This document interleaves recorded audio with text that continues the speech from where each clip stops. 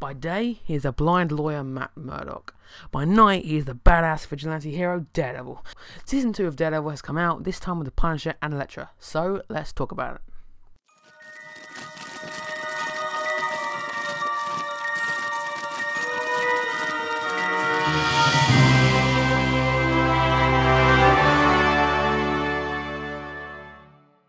I loved season 1 of Daredevil on Netflix, and this new season promised us the introduction of Frank Castle, aka the Punisher, and Elektra. As an overall, I'd say that I enjoy the season a bit more than the last, but without any further ado, let's get into the actual review. The good.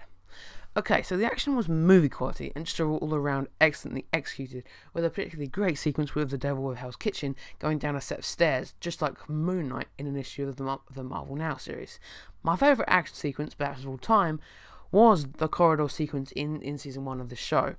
There are brutal action sequences that we'll discuss in the spoiler section, and there was no shaky cam.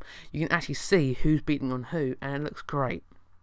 All the actors were excellent in this season. Charlie Cox is incredible as Daredevil again.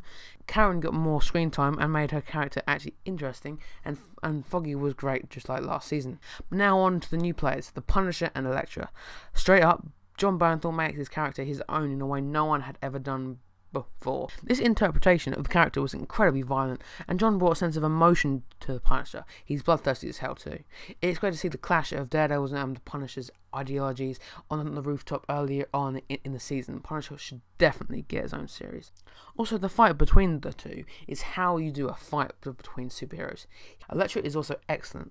Daredevil's costume has improved and it's pretty awesome. He faces off against the Hand, which were also cool. The bad. Now, I did enjoy Elektra and the Punisher's character in this season, it's just that they kind of felt like two unrelated stories. I have to say the storylines were less cohesive. I didn't enjoy Elektra's storyline as much on the season, and we'll talk about that later in spoilers, but apart from that though, it's pretty much an excellent season. Stick also gets his time, but I don't really like the actor that much, so I don't really have that much to say on his character. Spoilers. Right, so let me just say that I personally enjoyed the season much more than the last, probably purely because of the Punisher. Also, I'd say that it's just much more fun. The Punisher jail scene was incredibly bloody, but it was also incredible to watch. We also got a small return of the Kingpin, who was again really good. The scene between Frank and Fisk was excellent, and so was the confrontation between Fisk and Matt, which was tension-filled. And proved to be a really exciting watch. One of the big spoilers is the death of Elektra. Straight up, it didn't shock me, as in the comics she's died multiple times and came back, you know, like everyone in comics. But it was nice to see her kind of in a comic costume in a way. If you've seen the finale, you'll know what I'm talking about.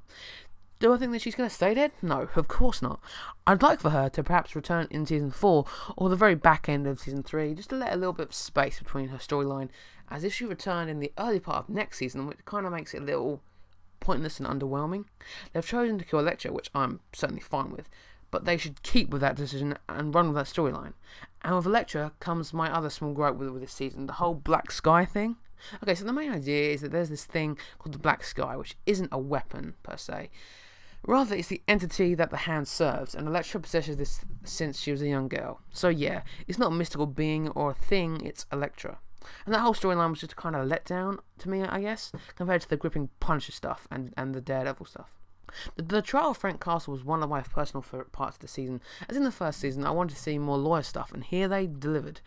Daredevil getting his trademark Billy Club was also awesome, and seeing him swing down there was just amazing. It was pulled straight out of the comics. Speaking of scenes pulled right from the panels, the rooftop scene with Frank and Daredevil was just incredible. Frank's monologue was just really good, and it was in that scene that I brought Bernthal as the bullet fighter. I was actually okay that Frank didn't get his trademark Punisher costume from the get-go, as I felt that in the beginning of the season we saw Frank Castle, not the Punisher. Frank slowly became that character, and when he finally found the hideout with all the weaponry and armory, it was just epic. And when Frank got the white spray out, I was just so excited. He was finally becoming the character of the Punisher. The actual costume looks very realistic and awesome, and he really earned the mantle this season. I'd say that Frank truly embraces his life as the Punisher at the very end, when he burns his house down and finds a CD from Assistant Micro. Other Easter eggs that I enjoyed were the numerous nods to Melvin Potter as Gladiator, the Stiltman costume, rather the legs of it, and the small nod to Karen Page's dark history. If I were to speculate what story they're going to do next season, assuming there is one, there probably will be though, is their take on the Karen Page story and Born Again by Frank Miller, which is an excellent read, well worth picking up. here's a quick summary of why you should definitely watch Daredevil Season 2. So yeah guys, that's my review of Daredevil Season 2. I'd say it was a little bit better than the first, but that's just my thoughts. What were yours? Let me know in the comments. Like and subscribe for more videos like this.